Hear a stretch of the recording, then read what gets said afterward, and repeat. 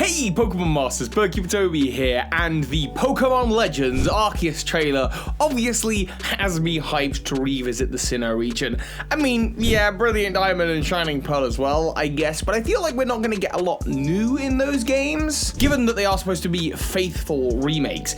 I am a connoisseur of Pokemon lore and theories and mysteries. That's why I was a big fan when Omega Ruby and Alpha Sapphire came out, and we got all this additional story to do with Groudon and Kyogre, and this new group of people, the Draconids, to provide more context. Meanwhile, Brilliant Diamond and Shining Pearl, I don't think we're going to get a lot of that. But in Legends Arceus, there are mysteries of the Sinnoh region for which might finally be solved, or at least we could get a little bit more context. So here are 5 mysteries that I am really excited about us hopefully visiting and learning more about in Pokemon Legends Arceus. Let's do this.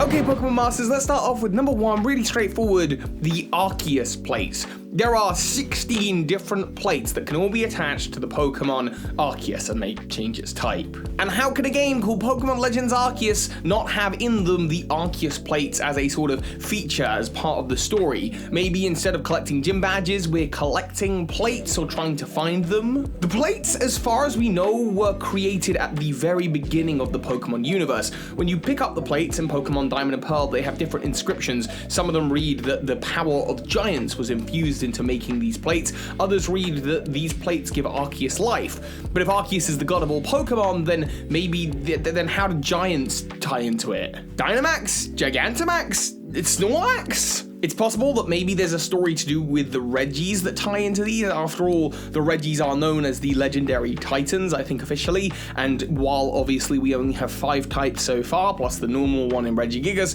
there's a possibility there's Titans of every type out there. Imagine if they did that in Arceus. Imagine if they just had these like dungeon bosses or overworld bosses that were just Regis of the different types. How cool would that be? Anyway, the fact that there's like multiple bits of dialogue here, one suggesting that these plates give Arceus life, but Arceus kind of predates the universe, or at least predates like life in general, but they also say that the power of giants are infused into creating these plates. There's like a contradiction there. Maybe the plates came into being just a few hundred or thousand years ago during the setting of Legends Arceus. To me, it seems really, really obvious that in Legends Arceus, we're going to get a little bit more context, a little bit more lore and legend about these legendary plates. Also, kind of interesting small thing to note here, if Brilliant Diamond and Shining Pearl are faithful remakes of Diamond and Pearl, the fairy type didn't exist, and thus the pixie plate didn't exist in those games.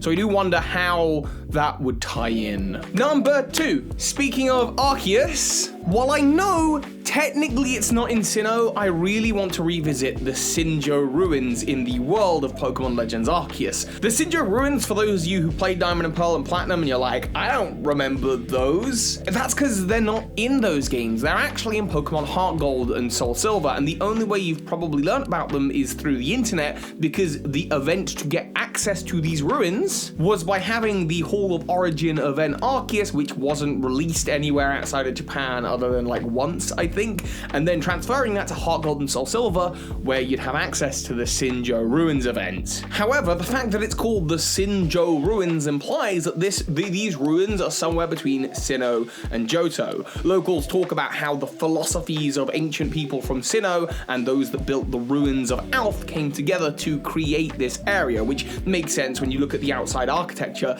It looks like the architecture of the ruins of Alph. And a similar architecture can actually be seen in the Legends Arceus trailer during the Pokemon Presents. In the background here, we've got a little like broken pillar, which is kind of reminiscent of the Spear Pillar, but also reminiscent of the Sinnoh Ruins. Once you're in the Sinnoh Ruins in the game, by the way, you get treated to this really gnarly cutscene where it would show off like the real world, and then you'd get a level 1 egg of Dialga Palkia or Giratina, which is kind of like maybe that's how they were made in the beginning with the help of the unknown. Anyway, I'll come back to that. The point is the Sinnoh Ruins, the fact that we're seeing similar architecture in the trailer tells me that there'll be ruins like this scattered across the Sinnoh region. Oh, and by the way, when you're playing Heart Gold and Soul Silver, this area, when you like go to your map while you're in it, implies that it's somewhere above the Lake of Rage, which is probably in the Sinnoh region or just south of the Sinnoh region, so maybe the map will stretch that far. That said, going back to the unknown, number 3, the Salacion Ruins. We know knows so little about the Salacion Ruins. It's just a network of caves to the east of Salacion town. As you're going through the village,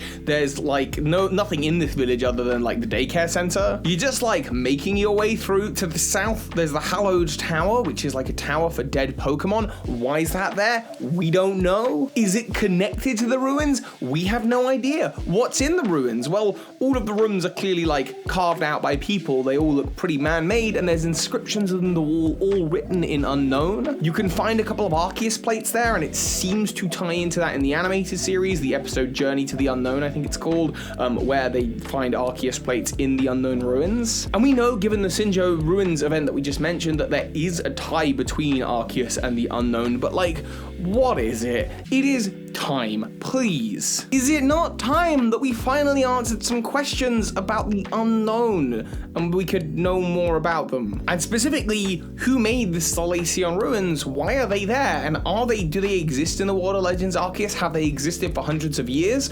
Or are they being made in Legends Arceus? Speaking of things that may or may not have happened in Legends Arceus, the origins of Spiritomb. We know that 500 years ago, 108 angry spirits came together and were bound to the Odd Keystone. So the question is, are these games set 500 years ago? Has Spiritomb been created yet? What about the Hallowed Tower? What is the Hallowed Tower? Given that in order to get Spiritomb in Pokemon Diamond and Pearl, you need to speak to 32 or 36 people in the Sinnoh Underground. I always get that wrong. Gonna go with 36. Given that you need to speak to all of these people to make Spiritomb appear in the Hallowed Tower, is it the case that perhaps this is an access point to the Sinnoh Underground? I've literally, just while filming this right now, I've just had an idea. You know how in Twin Leaf Town, there's a random odd keystone that's just in the little lake below the houses? If you didn't know that before, you know it now.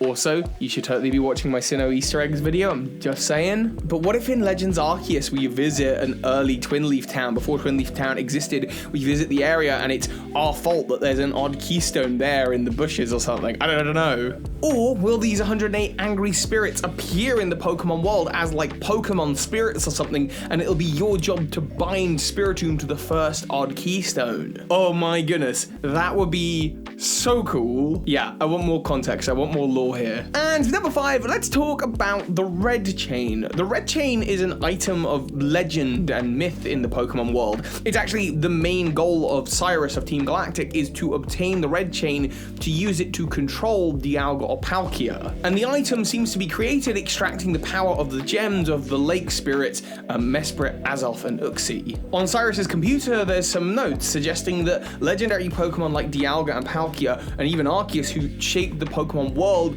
when they're caught in a Pokeball, their power is somehow lessened or reduced. That might be why when you capture Dialga and you use Roar of Time, it doesn't like rip open the fabric of time and space. But instead, by using the Red Chain, the Pokemon can use their full power. But we don't know anything more really about it.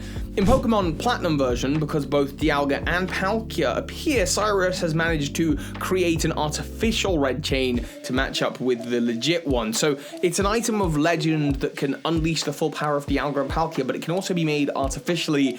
There's a lot there going on. I want to know more about it. And in fact, these are just 5 things that I can think of off the top of my head. Little bonus one for you, like, I don't know, like what happened with all the Lucario that used to exist in the region? We see Lucario and Riolu in the trailer, but in modern day Sinnoh, these are really rare Pokemon. What happened to them? Why are they gone? What happened to the Aura Guardian? No, not that Aura Guardian. Aura Guardians. I don't know. We'll hopefully find out. I got high hopes that many of these questions will be maybe not outright answered, but we'll get a little bit more story to bite on and think about and theorize about in these games. They're a long way off. I'm very excited. Lots more videos to come. I hope you're enjoying my kind of ramblings as I just keep on getting excited. I will see you down in the comments below, and of course, check out my merch store if you want to support the channel. We got the Tree of Evolutionary Life. I won't be putting out a new one this year. I don't know why I've gone high-pitched. So hi, Pokemon Masters. This is Ash Ketchum. You just watched a video by Birdkeeper Toby. That makes you a Pokemon Master. A tremendous thank you to those of you who go above and beyond to support this channel financially, including those of you who are supporting me on Patreon. And a special shout out to the big patrons of this month, JD Gottlich, Michael Hornschuch, and Matty Bar, as well as the Christum. Thank you.